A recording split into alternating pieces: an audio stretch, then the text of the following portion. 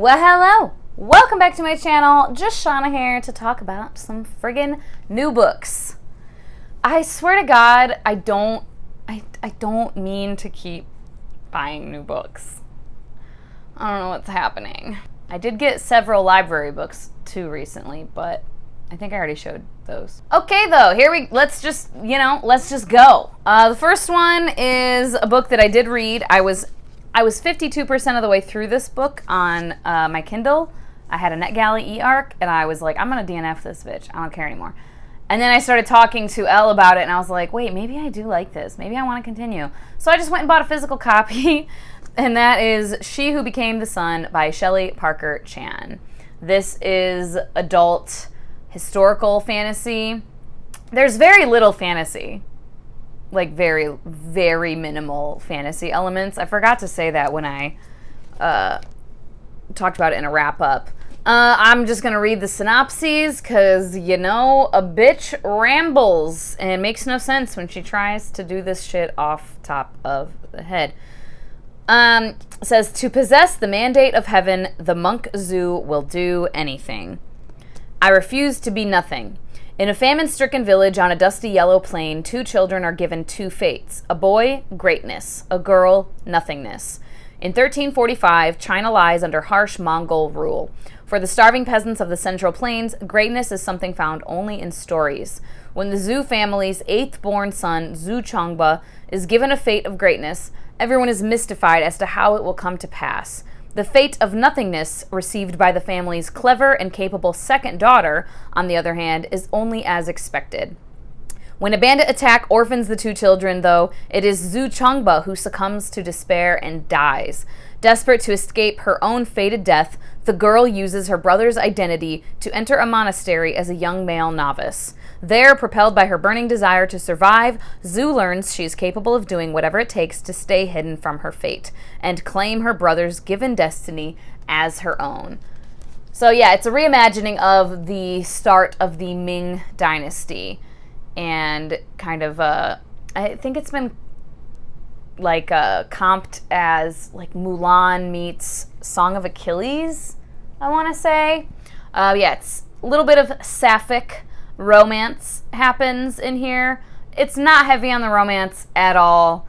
There's one sex scene, and it's towards the end. The romance doesn't even really start until probably like 60% of the way through, I want to say, if maybe even later. It's definitely not the focal point. But yeah, did read this already. I don't know if that recent wrap-up is up yet or not, but I enjoyed this. I just struggled with certain parts. Definitely will continue with the series, though. And actually, so what happened was I went to Barnes & Noble to buy that because it was the week that it came out, and I was going to go to my local bookstore, but I was like, ooh, they might not have it. They don't have as many books, as Barnes & Noble. So I'm like, Barnes & Noble will have it. So I go, and I can't find the fucking book. So I'm like, it's brand new, though. So I go look in the news section. I'm looking in the fantasy section, and the chick was like, oh, it's in sci-fi. I'm like, okay. It's not in sci-fi. We're looking everywhere for it. She goes and looks up front, too. We're looking into fantasy again. We're looking in sci-fi. We're looking in both Parker and Chan, because we're like, maybe it got put in a weird place. I start looking in historical fiction, because I'm like, maybe it got shelved there. Because she sees that there are 3 copies of it in the store. Never could find it. I'm like, well, what the fuck? So then I just ended up ordering it on Amazon Prime to get delivered the next day. But while I was at Barnes & Noble, I had to buy something. I didn't have to, but I fucking did. This cover struck me, and then I read the synopsis, and I was like, ooh, sounds cool. The Emperor's Wolves by Michelle Sagara. Like, look at this cover. Look at it. I just think it's so pretty, that pink, yellow, oh man. And apparently Michelle Sagara has written more than 30 novels and dozens of shorter pieces as Michelle Sagara and as Michelle West. I had no idea. Never heard of this author before. Have I been missing out? We will see. Synopsis says, multiple races carefully navigate the city of Elantra under the Dragon Emperor's wing. His imperial wolves are executioners, the smallest group to serve in the halls of law. The people call them assassins. Every wolf candidate must consent to a full examination by the Tha'alani, one of the most feared and distrusted races in Elantra for their ability to read minds. Most candidates don't finish their job interviews. Severn Handred, the newest potential recruit, is determined to face and pass this final test, even if by doing so he's exposing secrets he has never shared. When an interrogation uncovers connections to a 2-decade-old series of murders of the Ta'alani, the wolves are commanded to hunt. Severn's first job will be joining the chase. From the high halls to the Ta'alani quarter, from the oracles to the emperor, secrets are uncovered, tensions are raised, and justice just might be done if Severn can survive. The cover just really got me. It sounds good too, though. Then I finally purchased this Elle Will Be Greatly Pleased, The Ninth Reign by Jen Williams. Yes, Jen Williams. Very excited to get to this. I definitely think I will enjoy it based on everything she has said. The city of Ibora once glittered with gold. Now its streets are stalked by wolves. We have a theme here of wolves. Tourmalin the Oathless has no taste for waiting to die while the realm of his ancestors falls to pieces. Talk about a guilt trip. When eccentric explorer Lady Vincenza Vintage de Grazon offers him employment, he sees a way out. Even when they are joined by a fugitive witch with a tendency to set things on fire, the prospect of facing down monsters and retrieving artifacts is preferable to the abomination left behind. But not everyone is willing to let the empire collapse, and the adventurers are soon drawn into a tangled conspiracy of magic and war. The Juralia are coming, and the Ninth Reign must fall. These next two books were graciously sent to me by Robin at Robin Reads. Thank you so much, Robin. You're so freaking sweet. I know I said thank you on Instagram, but thanks here also. These were both books that were on my wish list, so yay. First one being Nick and Norah's Infinite Playlist by Rachel Cohn and David Levithan. I have never read this, but I've seen the movie, and I love it. I don't know why, I just love it. It's like a comfort movie for me.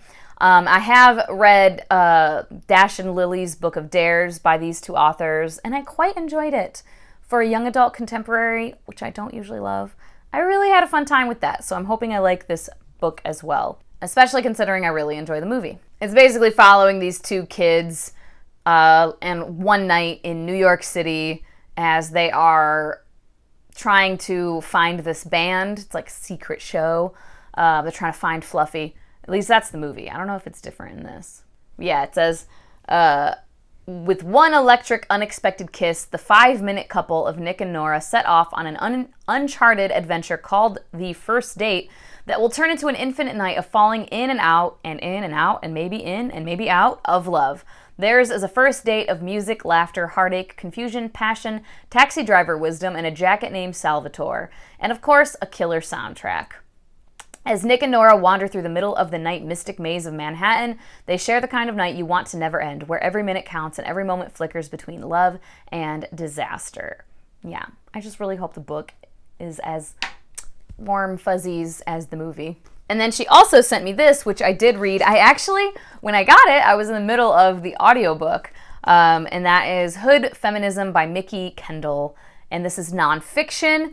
Notes from the women that a movement forgot. Mainstream feminists rarely talk about meeting basic needs as a feminist issue, argues Mikki Kendall. But food security, access to quality education, safe neighborhoods, a living wage, and medical care are all feminist issues. All too often, however, the focus is not on basic survival for the many, but on increasing privilege for the few.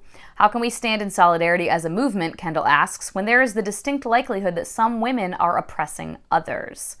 So, yeah, it is really, I would say, very important read. If you consider yourself a feminist, read this book.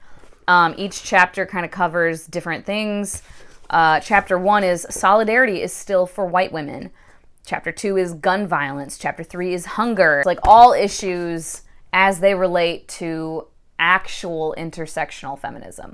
Very good read. I will definitely, I don't know if I'll read the whole thing front to back. Well, probably at some point, but definitely could see myself at least picking up to read certain chapters for just kind of refreshers on the various talking points, things I want to look up, etc. So yeah, glad I have a physical copy. Thanks again, Robin. And then while I was in Houston visiting my bestie, we had some time to kill before she took me to the airport. And so I was like, let's just go wander around Barnes & Noble. And don't you know it, I bought a couple books. Who's surprised? So I bought this just because I've been wanting to read it, and I saw it, and I was like, hell yeah, fuck yeah, let me grab that. Kushiels Dart by Jacqueline Carey. This is adult, it's romance, fantasy, but I've just heard really great things about this series as a whole. Chris, at Chris's Bookish Cauldron, read through this series, I think the whole series, recently, and just is singing nothing but praises, talking about the world building and just all the fantasy elements being super rock solid in this series, and the character work and everything. So, yay. I'm excited about that. It says, Terre d'Ange, a place of unsurpassing beauty and grace. It is said that those who dwell there are formed from the seed of angels and men, and all live by one simple rule. Love as thou wilt. Fedre no Dilane? Is that French? I don't know. A young woman with a unique gift, pricked by Kushiels Dart. She is bound to forever experience pain and pleasure as one. Trained equally in the courtly arts and the talents of the bedchamber, she is able to observe, remember, and analyze her clients and learn their darkest secrets through her scarlet wave of passion. One of those secrets reveals a plot that threatens the very foundation of Terre d'Ange. Treachery sets her on her path, love and honor goad her further, and will take her to the edge of despair and beyond. Grandeur, luxuriance, sacrifice, betrayal, and deeply laid conspiracies, Kushiels Dart is a world filled with cunning poets, deadly courtiers, heroic traitors, a truly Machiavellian villainess, and an unforgettable heroine. Sounds fucking sweet. And yeah, I've heard that there's a lot of like BDSM stuff. I don't know if the whole series, but definitely this first book at least, which I'm fine with. So yeah, I'm very excited to get to this. And this, I don't typically read short story collections, but you'll understand why I couldn't resist. This guy right here, The Tangleroot Palace by Marjorie Liu. I saw the cover and I was like, monstrous? It's not monstrous, but it is by Marjorie Liu, and I just know this artwork is by Sana Takeda, because, duh, obviously. But yeah, best-selling author Marjorie Liu leads you deep into the heart of the Tangled Woods. In her dark, romantic, and spellbinding short fiction, you will find dangerous magic and even more dangerous women. A body-stealing sorceress, a bone-collecting apprentice witch, a princess-turned-actress, and a warrior protecting China from her jealous ex. Concluding with a gorgeous full-length novella, Liu's first short fiction collection is an unflinching sojourn into her thorny tales of love, revenge, and new beginnings. And I'm fucking jazzed. Yeah, I'm really excited for this. Hopefully I love it. Like I said, I don't usually do short story collections, but I had to check it out. Like, comment, subscribe if you haven't already and you feel so inclined. As always, thank you so much for your time. Hope you guys have a wonderful day, and I will talk to you later. Bye-bye.